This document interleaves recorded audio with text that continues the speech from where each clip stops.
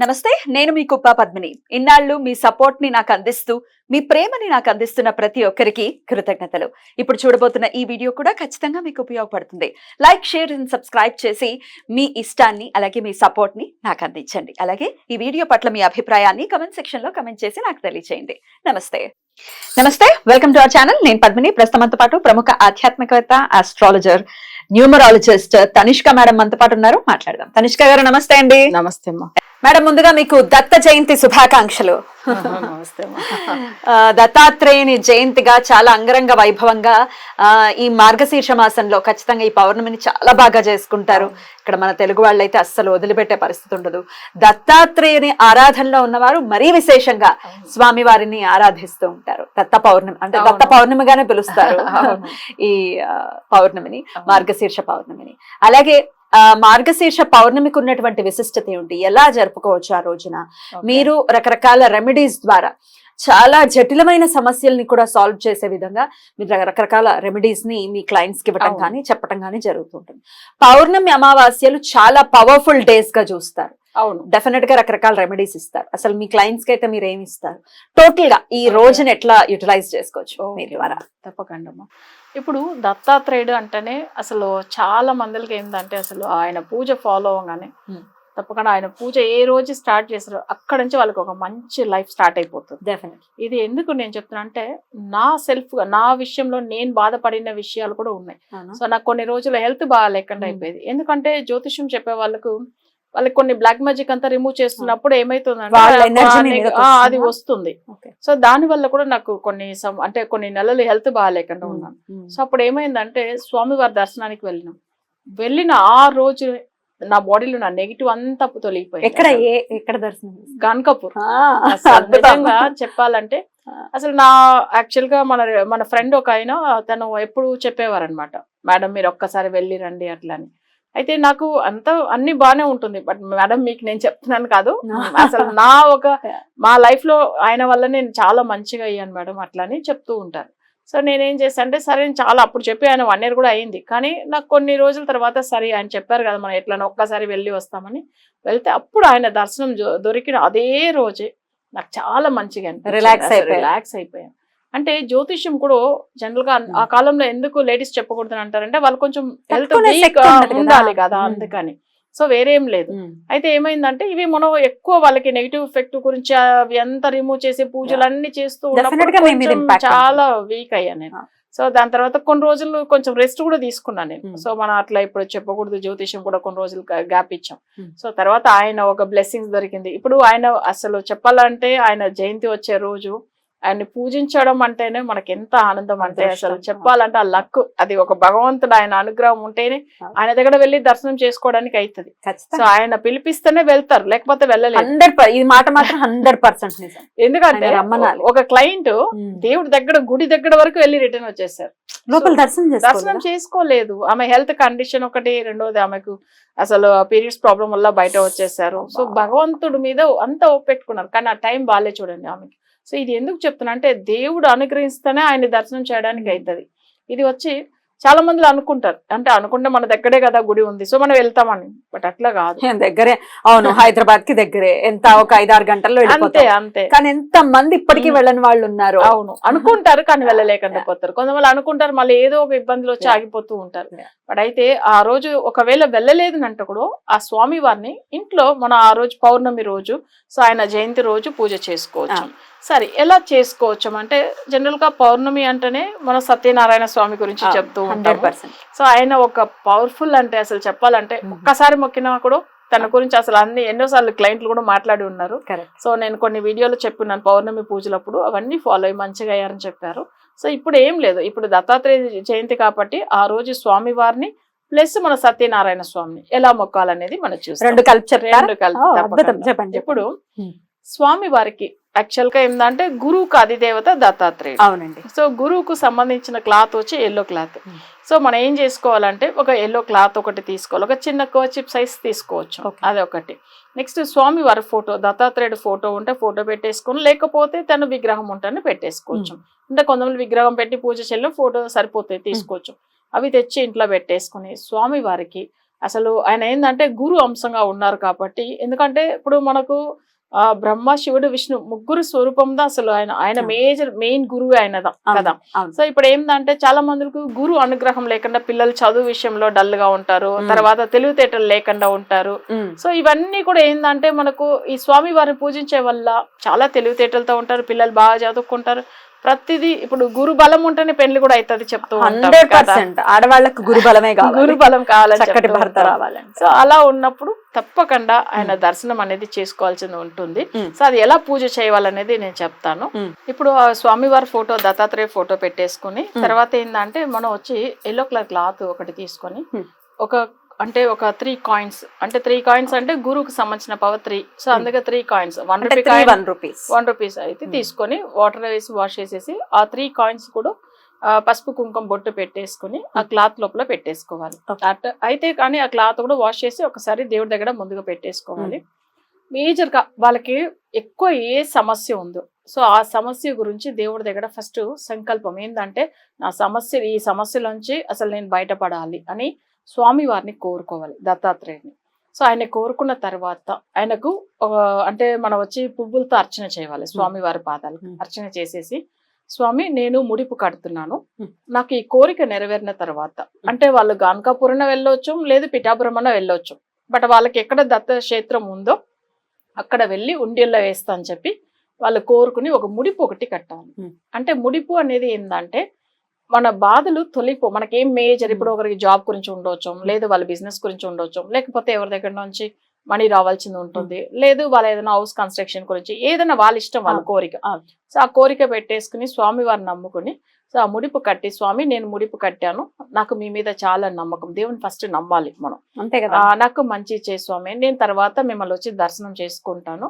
అయితే నాకు ఈ కోరిక అనేది ఈ రోజు ఇప్పుడు మీ జయంతి రోజు ఈ రోజు పెడుతున్నాను, నెక్స్ట్ పౌర్ణమి వచ్చే లోపల నాకు మంచిగా అయిపోవాలి అని, ఆ వర్క్ నేను ఏం అనుకున్నానో అది నాకు మంచిగా అవ్వాలని చెప్పి అట్లా కోరుకోవాలి. అంటే మీ కోరికను పెట్టి టైం అడగాలి, అది కూడా ఉంటుంది.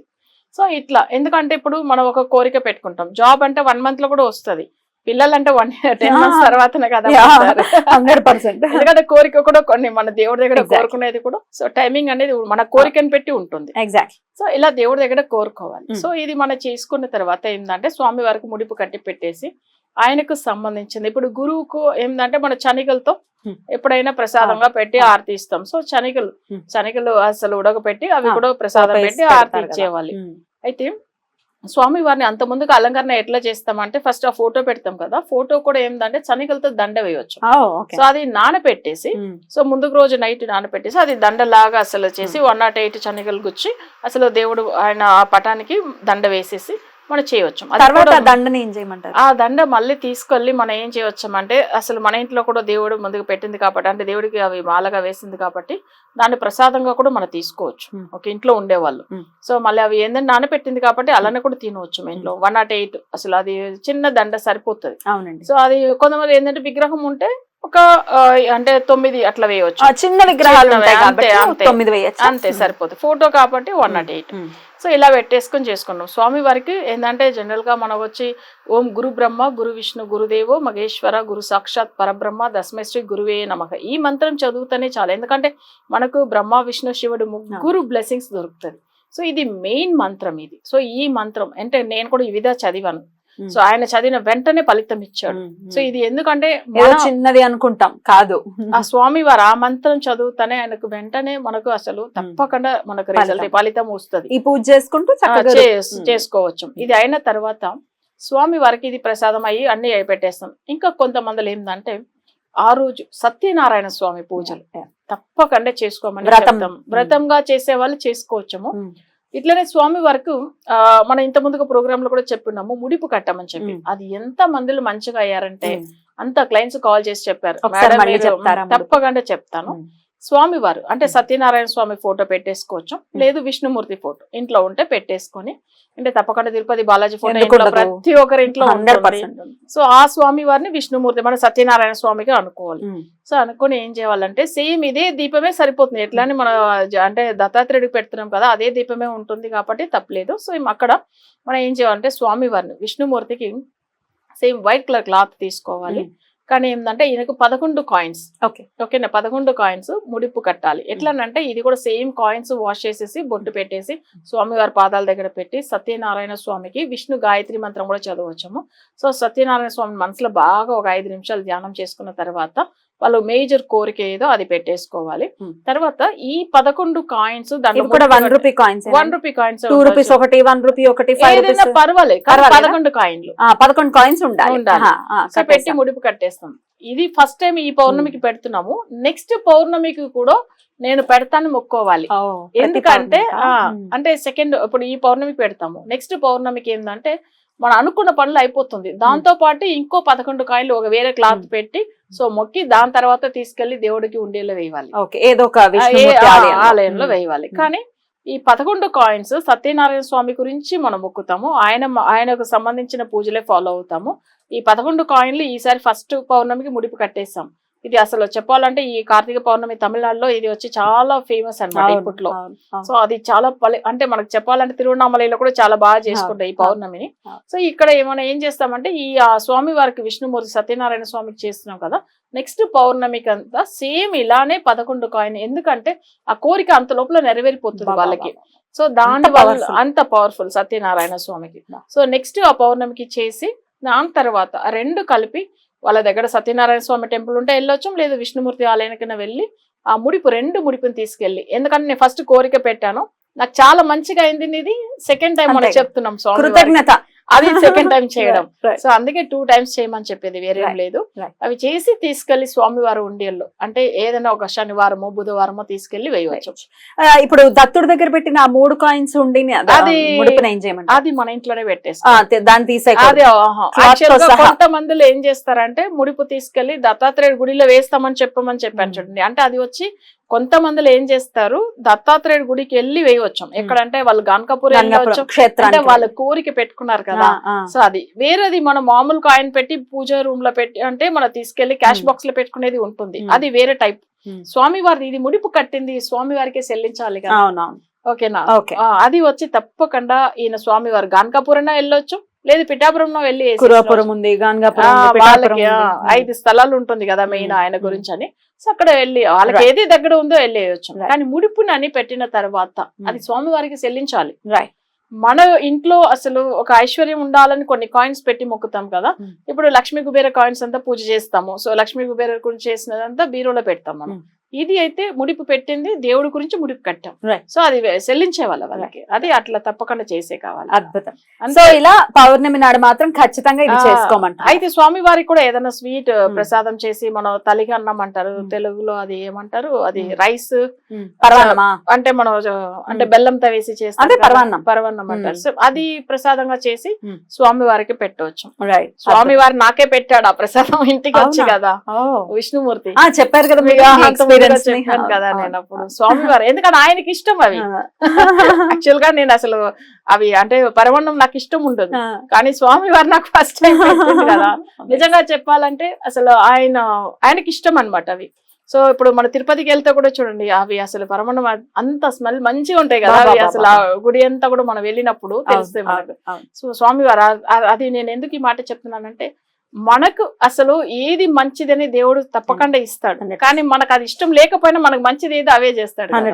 సో ఇప్పుడు మనకు కూడా ఏంటంటే ఆ ప్రసాదం స్వామి వారికి ఇష్టం కాబట్టి అది మన ప్రసాదంగా చేసి సత్యనారాయణ స్వామికి పెట్టడం ఇంకా మంచిది. సో ఎందుకంటే ఆ స్వీట్ అనేది అంటే నెక్స్ట్ మంత్ అంతా వాళ్ళకి అంత మంచి విశేషాలు పొందుతారు కదా, తీయటి విషయాలు జీవితంలో కూడా వస్తాయి కదా.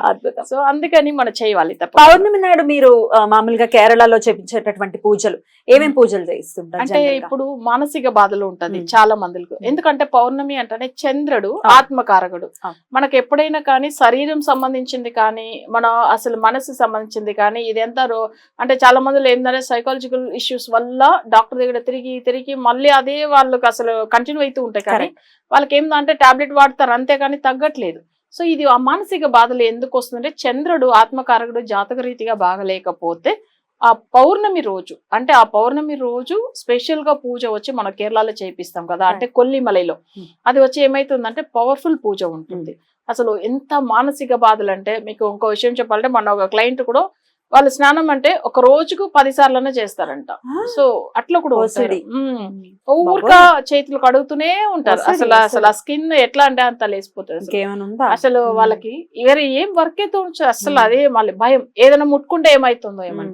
బట్ ఇట్లాంటి విషయాల వల్ల బాధ, అది ఒక మానసికమైన రోగం అది, అంతే కదా. 100%. ఇలాంటి వాళ్ళకి అంతా కూడా మన పౌర్ణమి టైమింగ్ లో చేయడమే మంచిది. సో అప్పుడు ఏంటంటే పౌర్ణమి అనేటప్పుడు చంద్రుడు ఫుల్ పవర్ గా ఉంటాడు. సో అప్పుడు ఆ టైమింగ్ లో ఈ మానసిక రోగాలు ఉండే వాళ్ళకి, ఆరోగ్య సమస్యలు ఉండే వాళ్ళకి, మరీ ఎక్కువ ఈ చేతపడే ఎఫెక్ట్ ఉండే వాళ్ళకి కూడా ఆ రోజు చేయడం అనేది జరుగుతుంది. మన అందుకే రెమెడీ ఇచ్చిన అందరు క్లయింట్లు ఎంత మంచిగా అయ్యారు చూడండి. అయితే ఇది జాతకాన్ని చూసి మాత్రమే ఇస్తారు రెమెడీ. ఇప్పుడు మీరు చెప్పేయచ్చు కదా లైవ్ లో, అంటే అట్లా కుదరదు. వాళ్ళ జాతకాన్ని ఖచ్చితంగా పరిశీలించాలి. జాతకం ఒక లేదండి మాకు డేట్ ఆఫ్ బర్త్ లేదు అంటే ప్రశ్నా శాస్త్రం ప్రకారం చెప్తారు, పేరు బట్టి చెప్తారు. న్యూమరాలజిస్ట్ కాబట్టి మేడం పేరుని బట్టి చెప్తారు, పిల్లల జాతకాన్ని పెట్టి కూడా పిల్లల జాతకాన్ని బట్టి చెప్తారు. సో దేర్ ఆర్ అంటే లాట్ ఆఫ్ వేస్ ఇంకా కూడా చక్కగా పౌర్ణమిని యూటిలైజ్ చేసుకోవచ్చు. రైట్ మేడం, చాలా బ్యూటిఫుల్ గా ఎక్స్ప్లెయిన్ చేస్తారు. ఇంట్లో ఏం చేసుకోవచ్చు ఒకవేళ చేయలేని పరిస్థితుల్లో ఉన్నాము అని అంటే ఒక్కసారి మేడం ని కాంటాక్ట్ చేయండి. మీ సమస్యల నుంచి డెఫినెట్ గా బయటపడడం అనేది ఖచ్చితంగా జరుగుతుంది. Right madam, thank you so very much. నమస్తే. నమస్తే.